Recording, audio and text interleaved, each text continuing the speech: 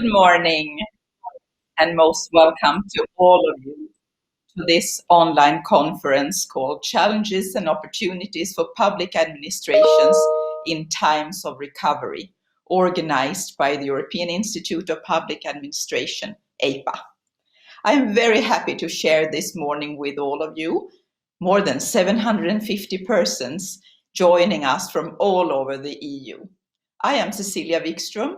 I'm chair of the Board of Governors for EIPA and a former member of the Swedish Parliament as well as the European Parliament for many years. I'm very happy to be here today hosting this truly European gathering of public and private actors involved in the recovery of the European economy, where we will aim to shed some light on the role that the public administration can play in these difficult days of historical challenges that we are all facing. It is EIPA's mission to facilitate the exchange of good practices for the European public sector, and it will be one of the main priorities for us in the coming period to act as a platform and a network for exchange for public administrations in this path and during this path of recovery. This conference also kicks off the celebration of EIPA's 40th anniversary, aiming to be the first activity of many, many more to come in this regard.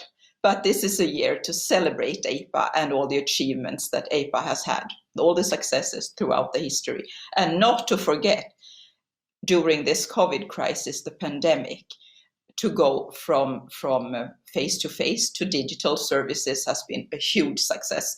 And before introducing you to the honorable speakers today, I'll give a short overview on who we all are sharing this moment today, following digitally from all countries across the European countries, but also from neighboring countries. Me, myself, I'm based in Uppsala, Sweden, and Norway, for example, my neighbor here in the north, is participating with a huge delegation.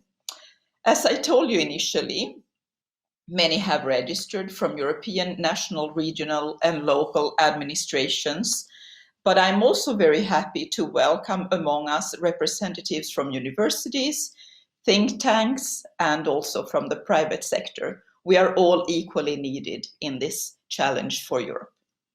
And this proves that today's topic attracts interest.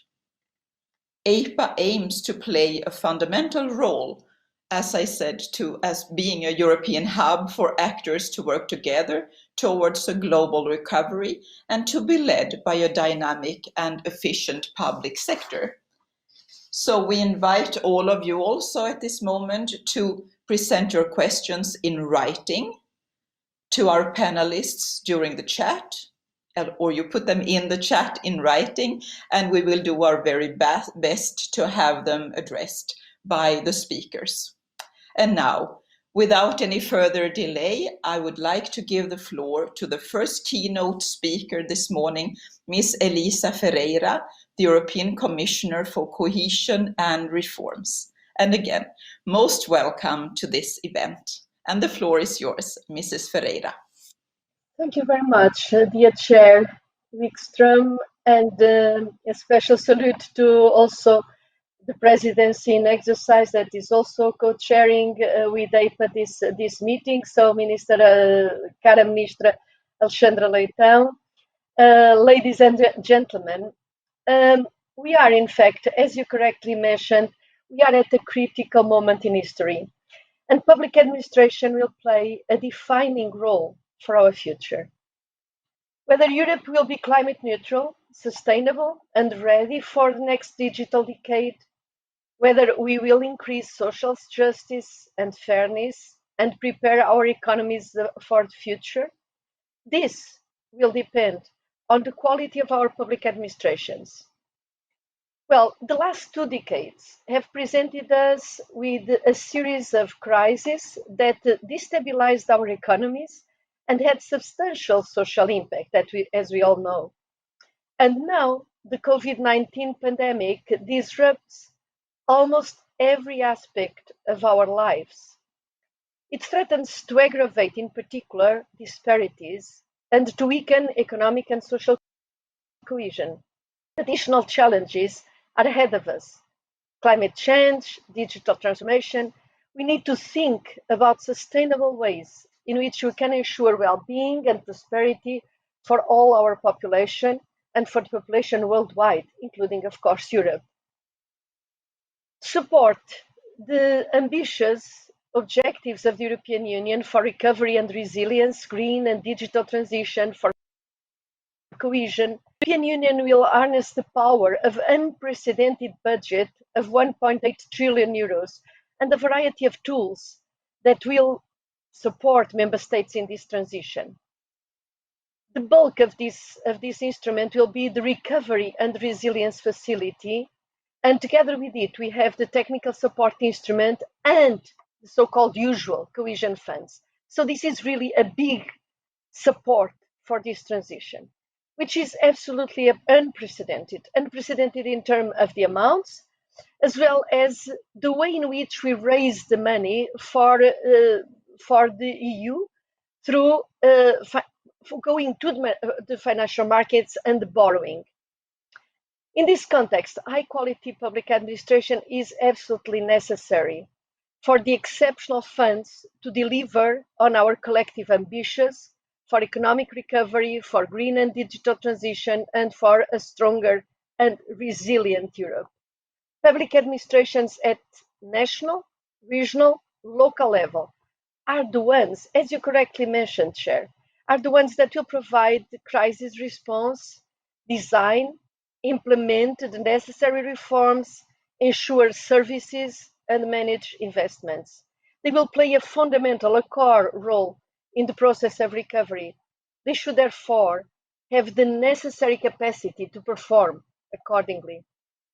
The technical support instrument is an instrument that is becoming more and more known, but it is, in fact, an instrument that is financed and it's part of the long-term budget, the MFF, as you usually call it, multi-annual financial framework, and it is designed to help technically central, regional, and local governments.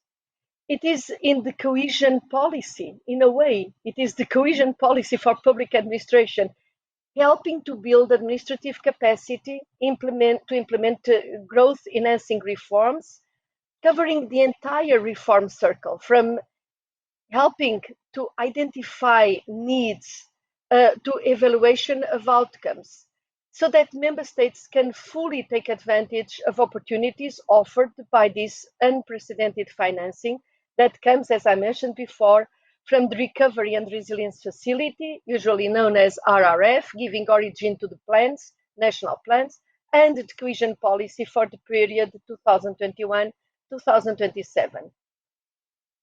All 27 member states have already used this facility, its technical support instrument, or at least its predecessor, to support, in fact, the modernization and the strengthening of their public administration, and the fact that the number of member states, number of studies that are asking for help, for support, has increased so much, is the testimony of the success and the need for this instrument.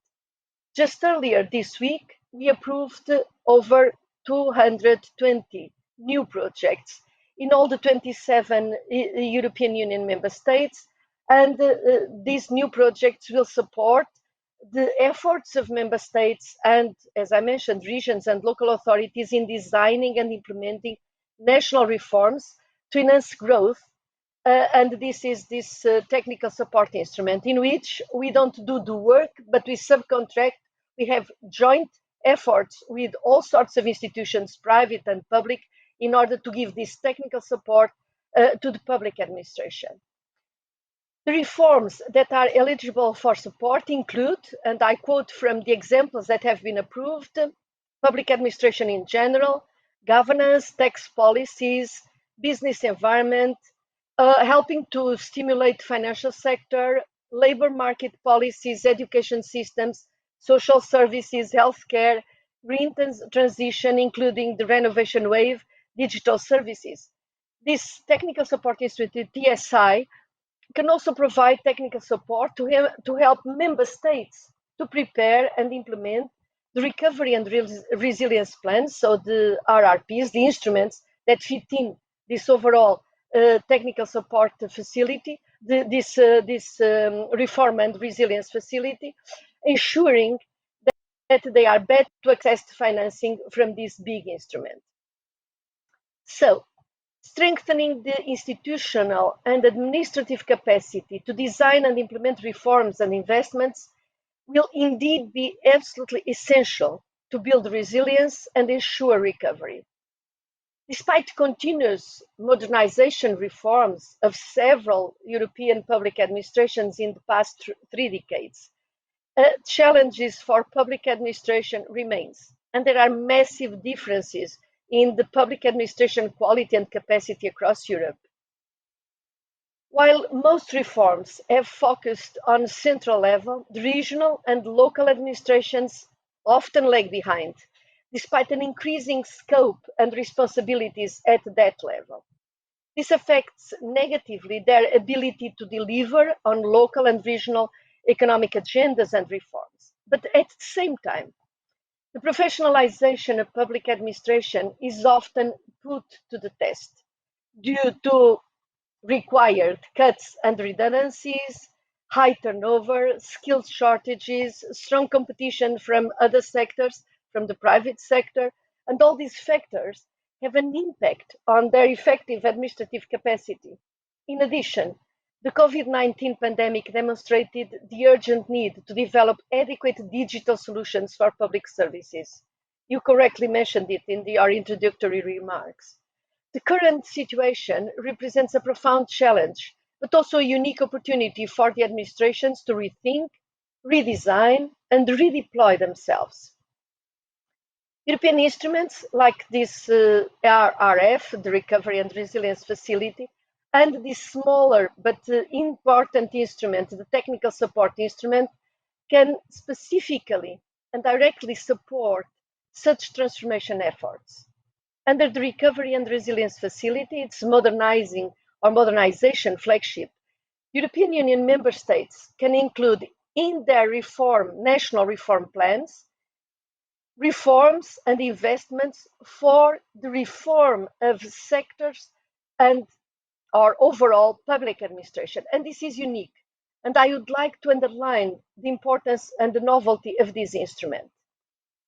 We see, in fact, that there is a significant interest to push forward digitalization of public administration, to promote, to redesign the organization of services, to promote better internal operations, as well as better services to the citizens and the businesses.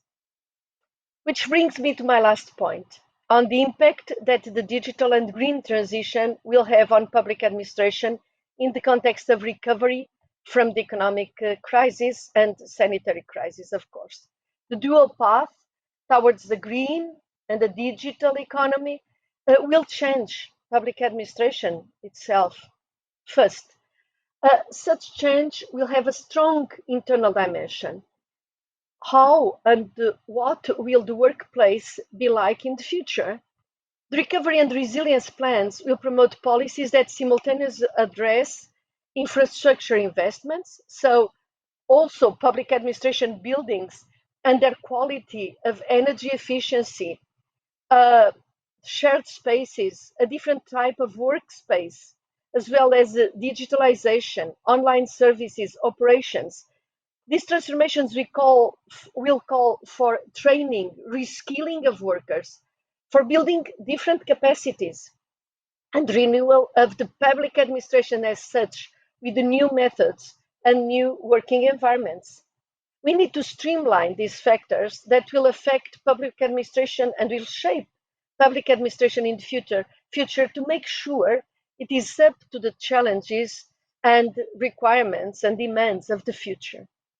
Second, I'd like to underline that there will be an important consequence also on the expertise, on the know-how of public servants. Public administration subcontracts a lot, manages a lot of projects, and for this, You have got to have at the public administration level the quality, the capacity to have a proper and informed discussion with subcontractors and with the outside world, making the best of our design to be green and to be digital. Public administration will have to ensure that specifications for these investments are fit for purpose and deliver on the ambitious objectives of this new, greener, and digital recovery. These tasks are requiring the buildup of experience to design, to evaluate projects, to ensure they deliver in line with the recovery requirements. This is another challenge for public administration. But third, digitalization, and I'd like to underline this aspect, should not lead to a divide, to a digital divide, neither when it comes to where the public staff locates, nor in terms of access to services for citizens. During the COVID-19 pandemic, digital interaction has been the main communication channel of the public administration with citizens and with businesses. And in many locations, this has demonstrated the adaptability and efficiency of modern public service, delivering distance schooling, online services to businesses, e-health solutions. Going forward, this can have profound effects on the digitalization of public services, but it should not lead neither to an hyper concentration of staff the other round in the major administrative centers.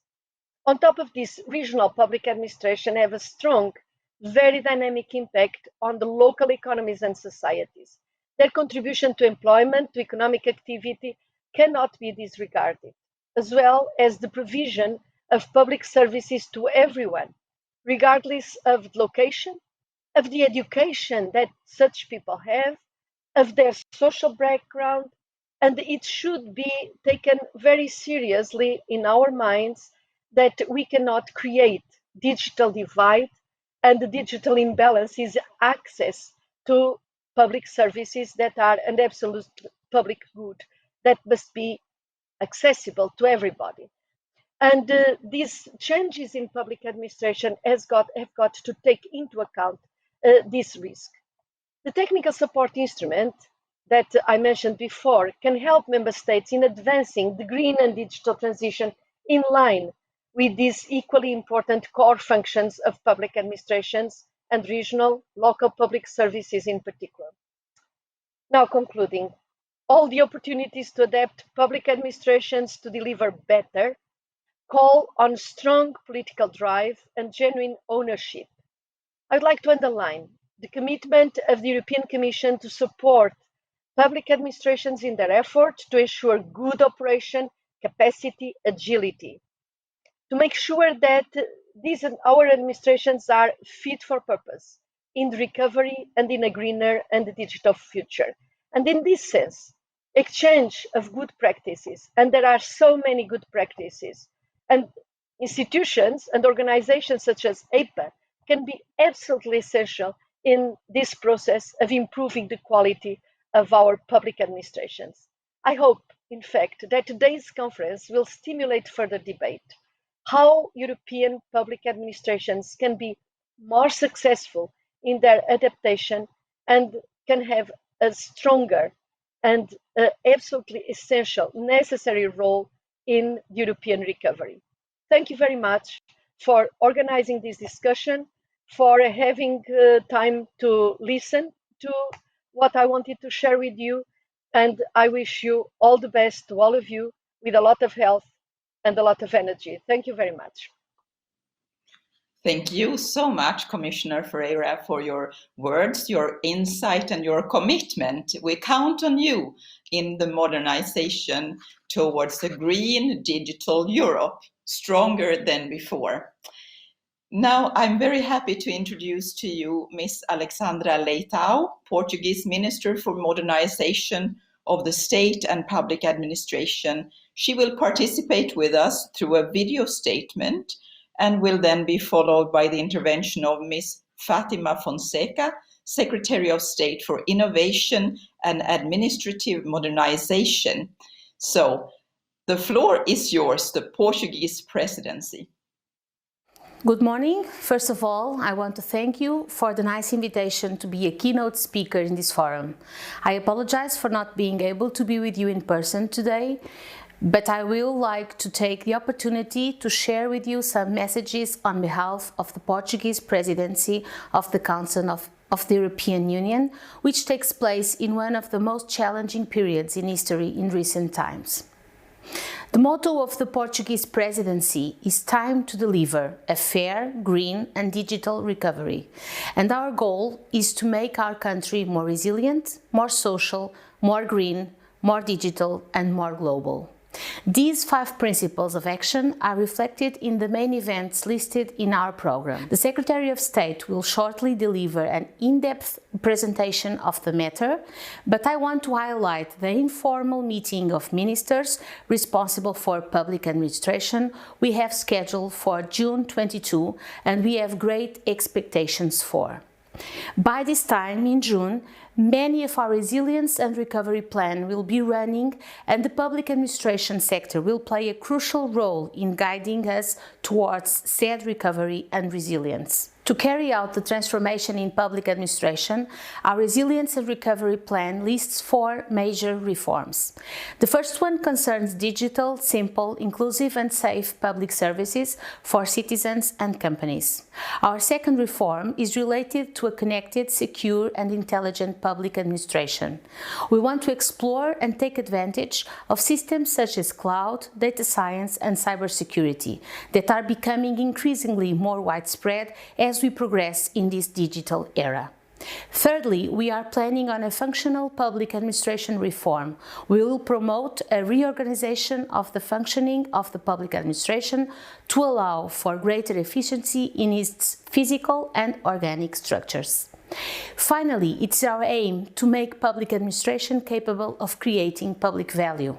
In other words, the public administration must prepare its leaders and workers to respond to the many challenges of the future with an emphasis on digital skills and new work-life balance models. The current situation means that, more than ever, it is important to send the message that the public administration sector must be prepared in the 21st century to respond to the needs of all who live, work and invest in our countries. Dear friends, the Recovery and Resilience Plan represents a concrete instrument of European cooperation and as we must take advantage of it, knowing that it is the state's duty to lead by example and the public administration sector is a fundamental gear to put into practice that development. In 1950, Robert Schuman made it clear in his speech that solidarity was crucial to the creation of the European Union. And there is a reason why solidarity is one of our founding principles. Today, more than 70 years later, history continues to show us that this solidarity must remain. And I believe that it is through a combination of solidarity and resilience that we will be able to come out of this crisis stronger and even more united. Thank you. Thank you so much for this intervention on how we can be stronger together. And we need that in these days. Now, I'm very happy to introduce to you Ms. Fatima Fonseca, Secretary of State for Innovation and Administrative Modernization for Portugal. The floor is yours. Thank you. Thank you so much. Good morning to you all. Dear European Commissioner Elisa Ferreira, dear Cecilia Wikström, Chair of EIPA's Board of Governors, dear speakers, dear audience, good morning to you all again. As you know, Ms. Alexandra Leitão, our Minister, couldn't join us in real time this morning, so I will try to detail a little bit more of her message, and I will start by the obvious. The pandemic crisis of COVID-19 has forced us to reinvent public services and has allowed us to highlight what we already knew, that in times of uncertainty, the state has the responsibility to provide stability and to ensure social cohesion. And to do so, we must unlock the potential of a human-centric digital transformation, to have a more agile public administration, closer to people, capable of providing better services to citizens and businesses, and creating new public value with more integrated public policies. This is why the motto for the Portuguese presidency is "Time to deliver a fair, green and digital recovery." And the main events that will take place during our presidency and this semester will focus on this transformational agenda. Events such as the forum Accessible Europe ICT for All. This forum will focus on digital inclusion because in a digital world, it is necessary to make technologies accessible to everyone, including those who have some kind of disability or special need. Or the Forum Smart Cities 2021, because the future will bring us a more interconnected public administration at European, national, regional, and local levels. And of course, the informal meeting for EU ministers responsible for public administration that intends to settle a political roadmap for the coming years regarding the importance of promoting more transparent, open, participatory, innovative, and closer public administrations while developing a culture of public service. The priorities of the Portuguese presidency are perfectly aligned with the strategy outlined by the Portuguese government for innovation and modernization of public administration. This strategy was developed around 4 axes. The first, to invest in people by empowering and developing the skills of public servants and their leaderships to build strong, responsive, and resilient institutions. The second is to develop management through principles of simplification, innovation, and using collaborative work models in which data and knowledge cross the functional silos of public organizations. The third is to explore technology. We are pushing for global technology governance, improving interoperability and service integration, and managing the data ecosystem safely and transparently, promoting the reuse of data to make better and faster decisions and to provide new seamless digital services, as well as more open, high-value datasets. And finally, to reinforce proximity, believing that we will perform better and foster inclusiveness the closer we get to people and include them in the decision-making processes at all levels of government. This broad vision is naturally reflected in our Recovery and Resilience Plan, which is also a strategic document outlining the key reforms and investments to ensure the exit from the pandemic crisis and to assure a resilient future for Portugal. This plan provides a unique investment in the modernization of public administration. As Commissioner Elisa Ferreira said, an unprecedented investment. And we expect it to boost the digital transformation of public services. Part of this investment will be in infrastructure and related services, but most of it will be for a new ecosystem of digital services, interoperable in the back, user-friendly in the front, and hopefully intelligent all over the place. And as the Minister said, for public administration as a whole, the plan is based on 4 critical reforms. The first, to provide digital, simple, inclusive, and safer public services for citizens and businesses through the development of the portal for digital services, supported by an omnichannel vision and based on the once only principle and also in interoperability. The second is to ensure a connected, secure, and smart public administration, considering, for example, the cloud, data science, and artificial intelligence opportunities, and to make smart use of data to support citizens and the decision makers. And also, of course, big challenges such as accessibility, resilience, and cybersecurity.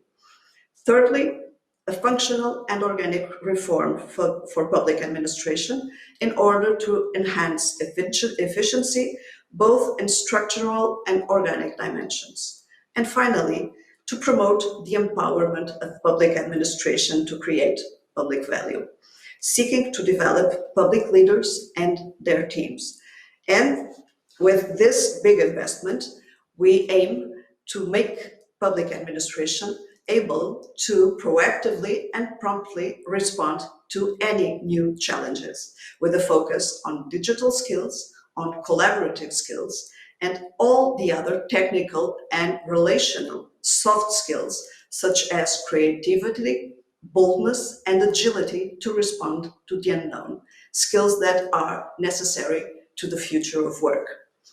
The European regulations in many common matters, such as the single digital gateway, open data, or electronic identity, have allowed several countries to converge, and so that an open door to public administration in a country in Europe can be an open door to any other country in Europe. However, there is still a long way to go, and the Recovery and Resilience Facility can represent this opportunity to stimulate cross-border mobility and services. In short, these are major reforms and also a fantastic opportunity to deepen the consensus around a very important set of principles that are very clearly stated in the Berlin Declaration, which, as you already know, was signed at the end of the German presidency. Values that will be reinforced during the Portuguese presidency.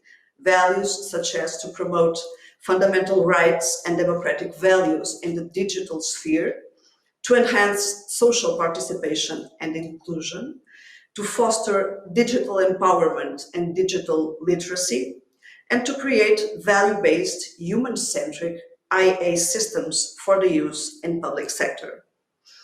Dear friends, one of the sentences that we most repeat is that democratic and human-centered digital society must leave no one behind. This is clearly one of our biggest challenges, because this doesn't mean only that people must know how to use technology. This means that they understand the possibilities of the digital world, and they are aware of the values that they responsibly choose to guide them. Ladies and gentlemen, this is why we have a roadmap to modernize public services, a path that considers the use of technology as a social choice in a society that it is shaped itself by technological development, and that is why we believe that a digital transformation strategy requires a broad focus on technology as well as on people and institutions. We believe this is the way to move forward, and this is the path we choose to transform our public services in order to better serve our citizens, our economy, and to contribute to a more sustainable and cohesive society in a multicultural Europe built upon shared values. Thank you so much. Thank you so much, both Mrs. Leitao and Ms. Fonseca, for your insights and sharing with us the good work in progress led by the Portuguese presidency. It reassures us that something good is going to come out in these difficult days. I now would like to invite all of you to the first of the panel discussions on the impact of better governance on European recovery.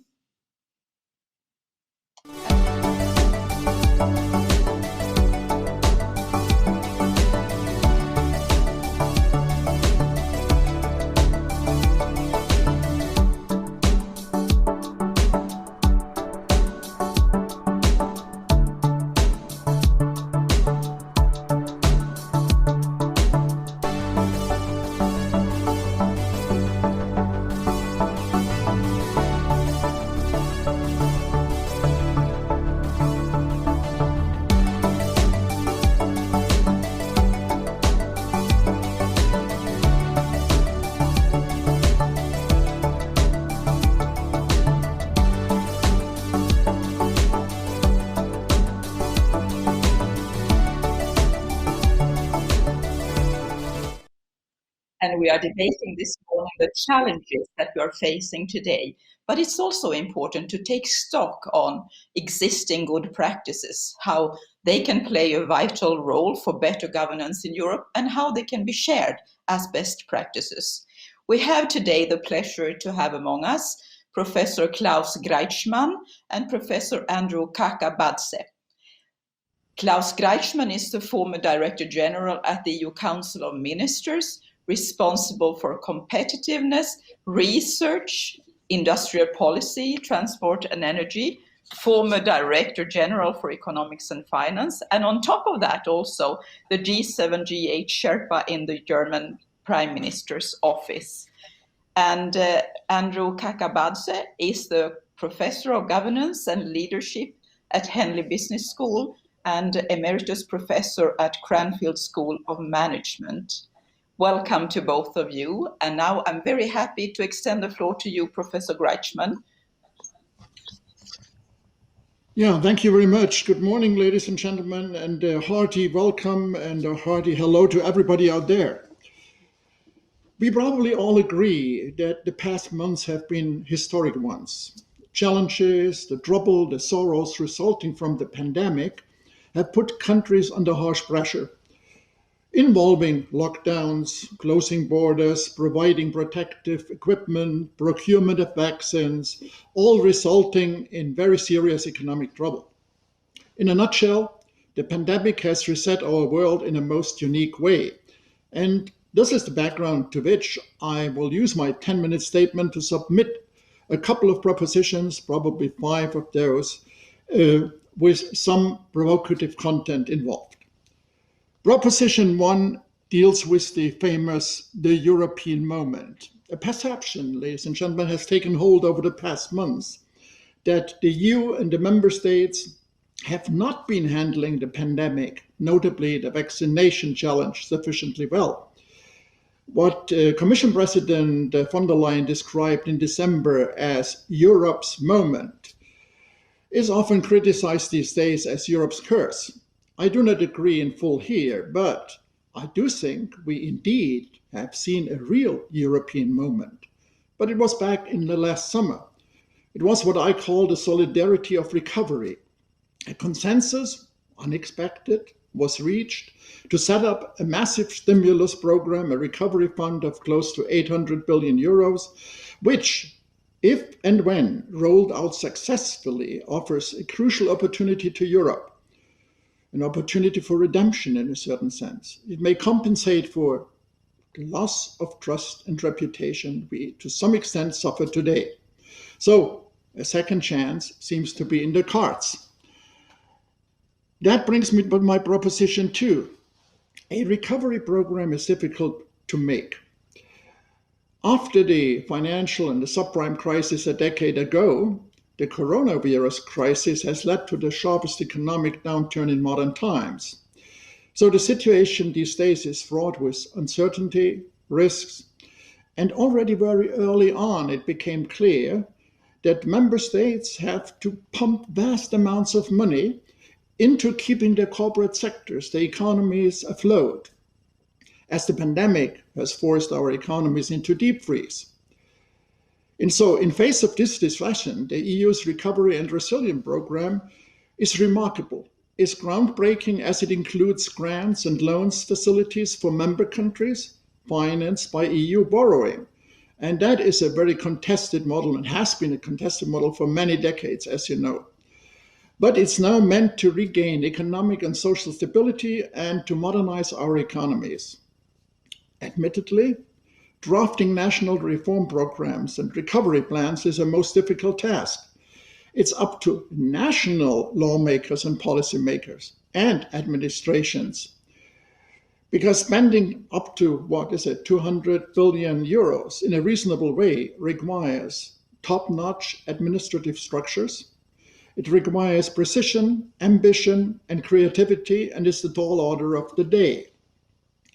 That brings me to my proposition 3. There's a problem in stimulus and restructuring and redesign. Whether a country is up to the task of spending such a huge amount of money wisely remains to be seen. And let's be honest, the experience with the structural funds is not exactly encouraging, or at least, to put it mildly, it's mixed. The absorption rates are often very low, in some cases 30 to 35% only, and they differ widely among member states and regions. Moreover, in this recovery and resilience facility, we have constraints. 37% up to 40% should be used on green transition. Another 20% are earmarked for getting our economies more digital. And then there are other expenditure pillars like reducing social and territorial inequality, boosting of cohesion, and education, things like that. So the idea is to combine stimulus, economic stimulus, basically with restructuring and redesign of our economies. And there's the problem. As the economists say, the stimulus package intends to bring the economies back on track. That means back on its former growth path by creating additional aggregate demand. And this is demand in investments and consumption. The effect, the results, and the success depend on the partial multipliers. Now, on the other hand, restructuring our economy, the kind of modernization we are aiming at in terms of greenish and more digital, is not creating additional demand per se, but it's changing the composition of our economies, of our sectors, of our economic activities. And that creates winners and losers in this game. So the recovery does not mean to go back to the status quo ante, but to move forward to a new reality, to a radically different economic normalcy. And it's very difficult to see how this thing is going to work out and shake out as we intend. That brings me to my proposition 4. What is needed, what is very urgently needed, and was said already by the speakers beforehand, what we need is, in order to get ahead of the curve, a top-notch public management involving high degrees of resilience, agility, flexibility, and creativity, top professionalism, management skills comparable to the best in the private sector, new ways and means of citizen administration, cooperation, and co-production. And finally, let's be honest, again, we need to refresh our administrations. They should become younger, more female, more ambitious partly, involving social scientists, not only lawyers, business economists, and last but not least, specialists in modern technologies and computer visits. That is only half of the truth, and that brings me to my prop 5. To make recovery tick, we do need indeed a tripartite approach. One problem of implementing political decisions and recovery programs is that actors involved think differently, they use different concepts and models of reality, they have a different, sometimes incomplete, sometimes erroneous way of conception, and they have a misunderstanding very often of how the mechanics of each other's sectors really work. That means we do need to bring together to make such a thing successful in the rollout process. And Andrew Kakapadze may call this alignment. Senior officials from EU and EU member states, that means politics and administration. Senior managers from corporations and different economic sectors, that means the business world. The academic experts and scientists with different disciplinary backgrounds we need, that means academia. And the purpose is to learn from each other and to develop joint solutions on the ground. Let me wrap up my statement here. To master the crisis and to simultaneously to master the future will be a most taxing, almost a truly Herculean task. And it may require a new public administration operating system comprising many different factors. And to come to trailblazing our national recovery plans, skillful, resilient, innovative public administrations are required. That means we need to upgrade, to adapt, and to train well in order to achieve the resources, the human resources we need. Ladies and gentlemen, with these, I'm sure we'll get our economies back on track sooner or later, admittedly, and the pandemic under control. I thank you very much.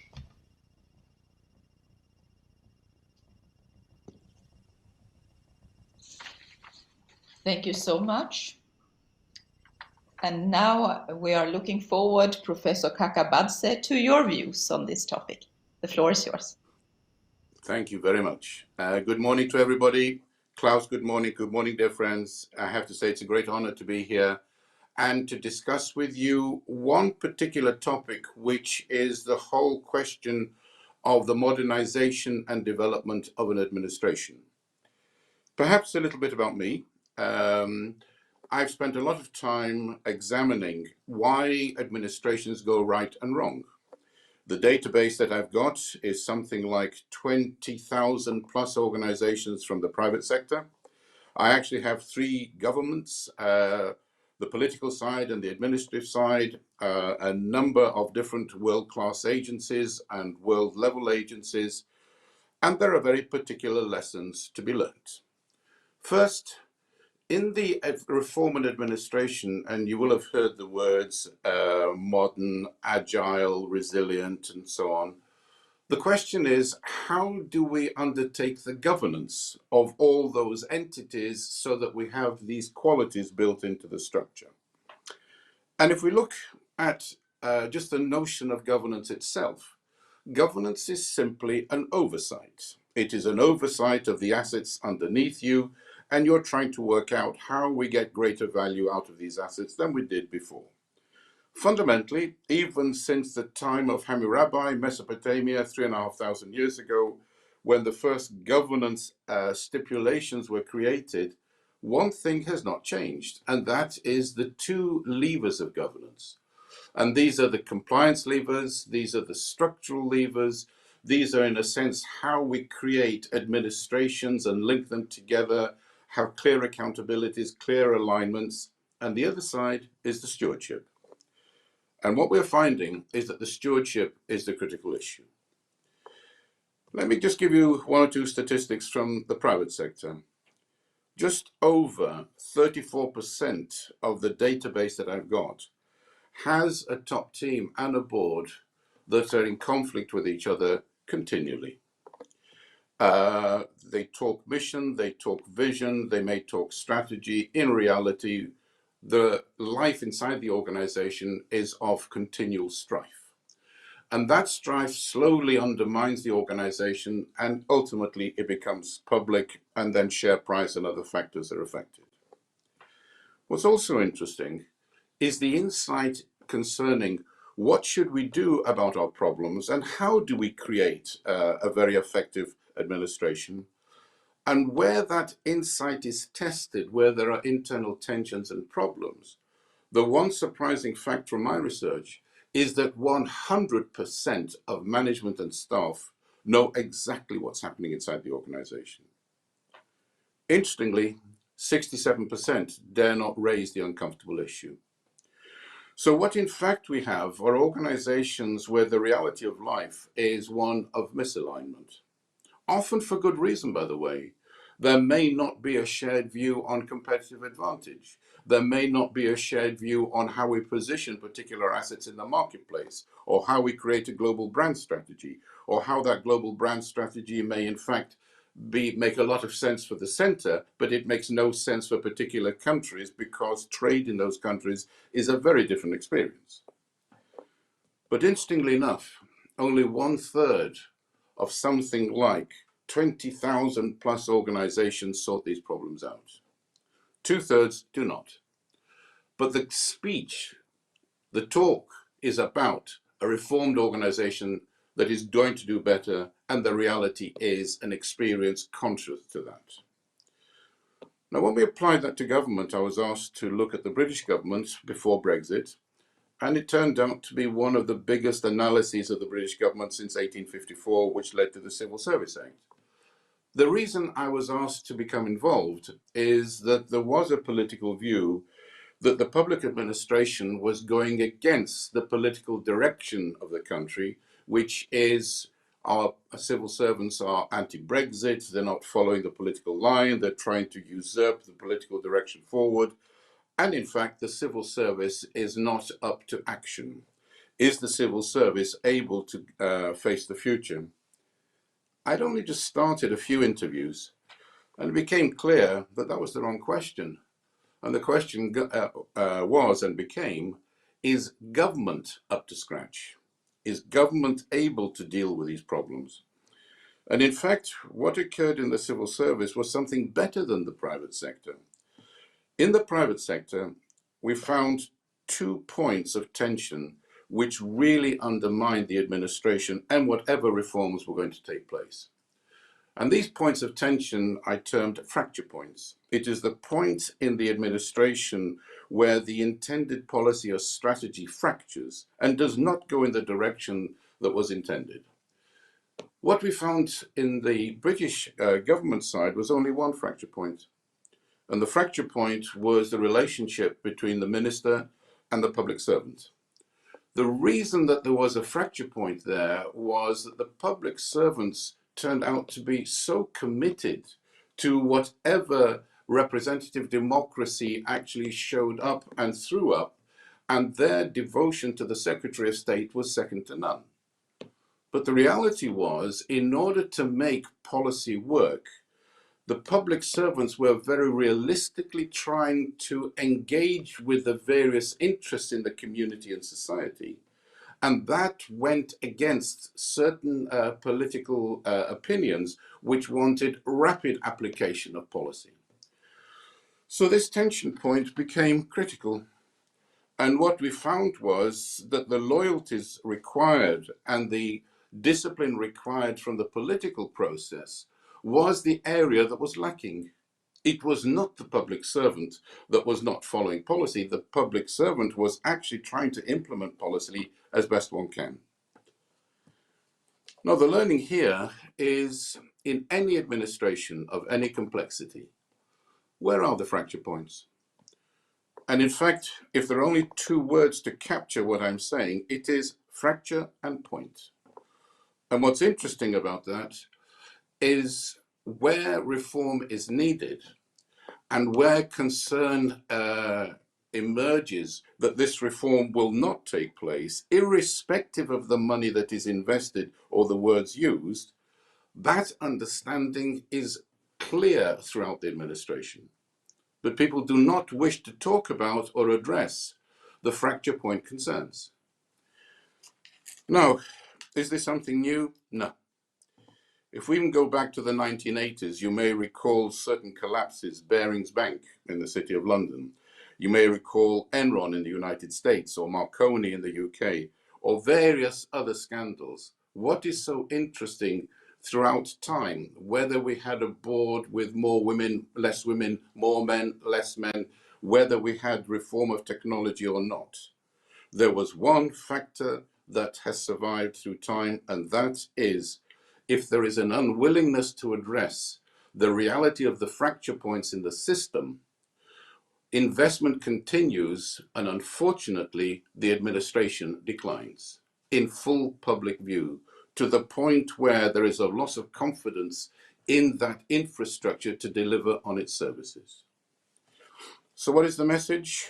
By all means, concentrate on the compliance side, concentrate on the efficiency side of the administration, concentrate on building skills and abilities so that we can deliver on the services that are required by communities, but also examine the reality of the stewardship that is taking place. And unless that reality is brought to the surface, regretfully, decline continues. That is my message. I'm very willing to take any questions or comments from anyone in the audience. Thank you so much, Professor, to both professors.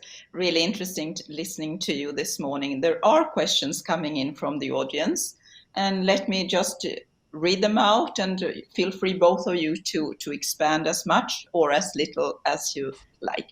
The first question that came in is what lessons can we draw, if any, from the recovery efforts that follow the 2008 global economic crisis? Are there any lessons to be drawn from that? There are very many lessons to be drawn from that. And again, regretfully, there are certain organizations that have not learned from that. If we look at the 2008 crisis and Lehman Brothers, in 1999, there was already a debate that the products that Lehman Brothers were pulling together in terms of dealing with the mortgages for housing, the finance for housing, it was going to lead to collapse. Those concerns were raised. And what happened? Those individuals were sacked. And they were sacked in government, and they were sacked in the private sector as well. I undertook an analysis after the 2008 crisis, and we went to about 350 financial institutions. It could be banks, funds, insurance companies, just to find out who did not know that the financial crisis was coming, and hence the organization was ill prepared. And out of all that, only one person I could see genuinely did not know. All the others did. And we had a database of about 700 people across 350 organizations. What was the learning there? The learning there was very simple. Where the information officer or the risk officer or the finance director in the organization reported to the chairman, not to the chief executive, there was a chance that the governance process could kick in and begin to at least understand the vulnerability of this institutional entity, the bank. Where those individuals reported to the chief executive, in other words, a direct line accountability, there was complete denial. So one of the first lessons to be learned is what exactly is happening to the governance of your entity? And what is the reality of the stewardship of that entity versus the compliance side to the entity? And is there a conversation that should be had, evidence-driven, by the way, evidence-led, so that we gather evidence on the reality of what is happening at these fracture points and the impact they are having, not only on the organization, but also on the various communities that entity is serving? Is that taking place? And what we have learned since 2008 is probably less than 20% of our organizations and administrations have had the courage, and that is the one word I have not heard this morning, have had the courage to be able to stand up and face the reality of what's happening, capture it through evidence, create some sort of chart which shows if we don't improve, this will happen to us, but if we intervene right now, something else will happen to us, and then make that public.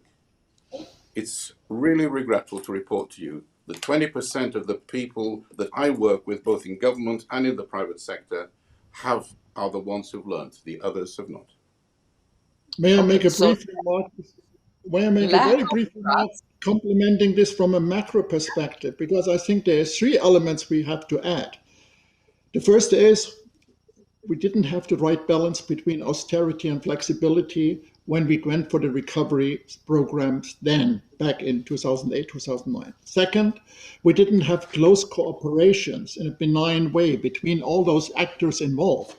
And third, this was partly a power game, and we didn't consider that people are not, let's say, not self-interested. People are self-interested, and we have to find a compromise, a balance point, an equilibrium point. And this is what we have to learn from then for this recovery efforts. Thank you very much. So, lessons drawn, lack of courage, and I would also like to add, maybe you disagree with me, but my view is that there is also a lack of trust. Absolutely. For the system, for the people, for the leaders, lack of leadership maybe.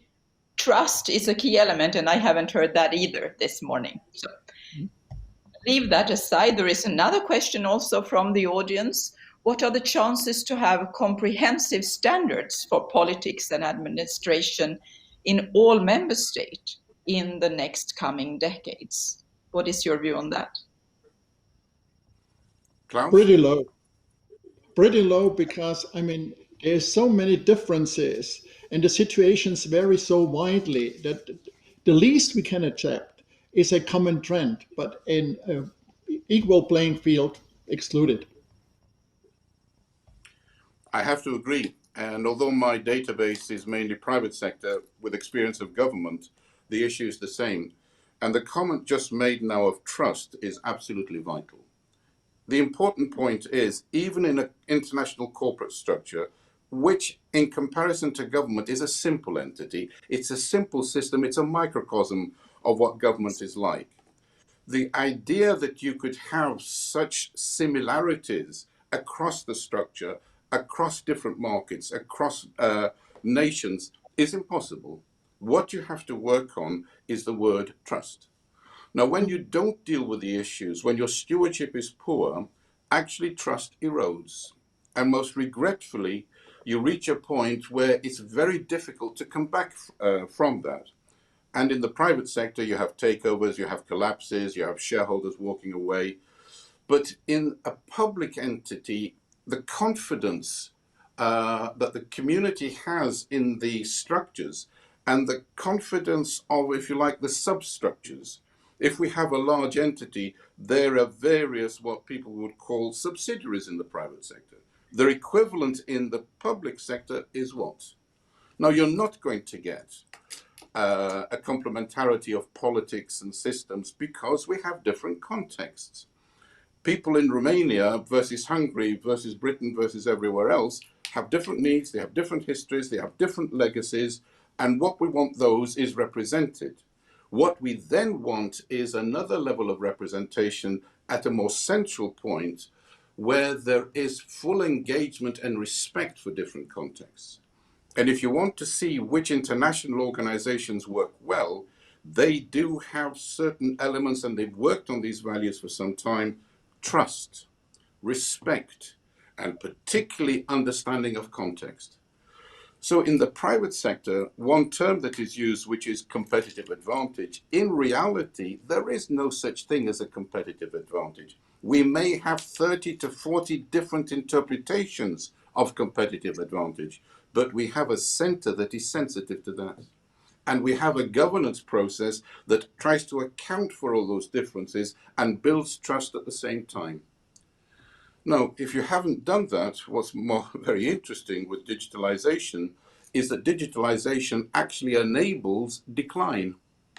It does not enable improvement. Digitalization, from what we have seen, even in these early days, it helps the system become more efficient. So, for example, at a microcosm level, the board meeting. The board meeting becomes more efficient because papers get there on time, and we spend less time talking, and we're much more focused on data that's from the marketplace, and we can work on it. That's fine. What's also happening in the background is harassment and bullying.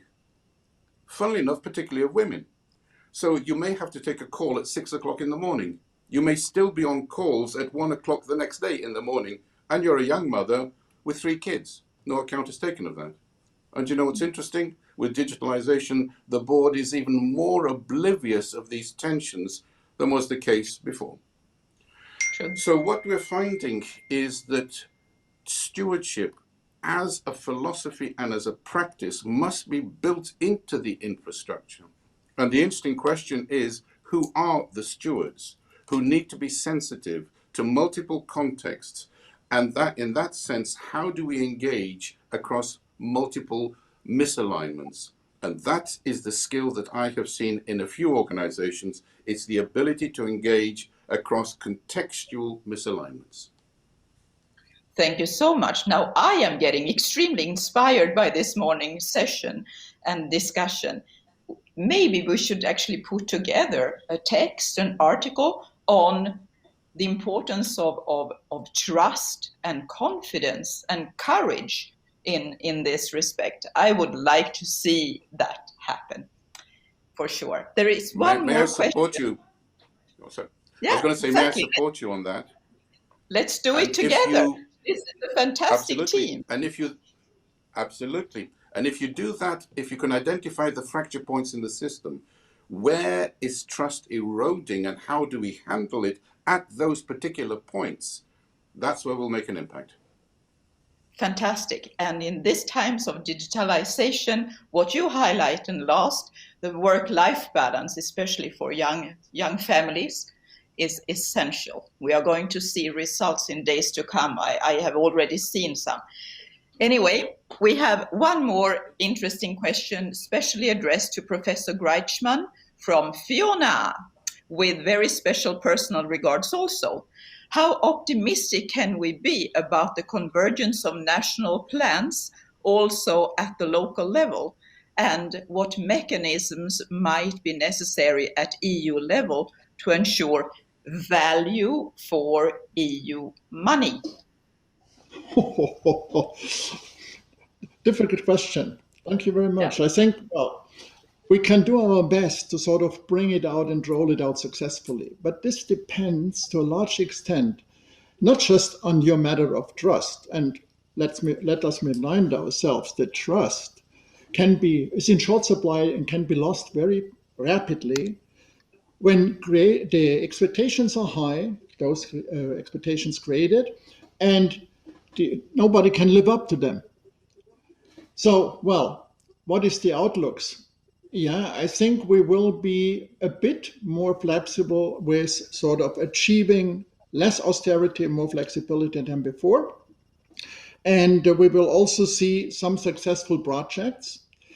Whether all the projects, and this is a process over time, as we know, all the projects will be, by the end of the day, successful in the sense of bringing back recovery and growth remains to be seen. And also, what is still dubious is whether we can, in the process of stimulating our economies, really restructure and redesign those economies. Anything you would like to add, Mr. Kakabadze? No, it's been said. Thank you. Okay, fine. Perfect. Thank you both for very inspiring contributions, and let's have very positive expectations for your contributions also in days to come on this topic that we have discussed. I would now like to pass the floor to my colleague Gracia Vara, one of the EIPA experts who will be the moderator of the following panel, What Business Needs from Public Administrations. Thank you very much. I thank all of you participating in this first session, and I wish you a very interesting continuation. Stay with us, but goodbye for me.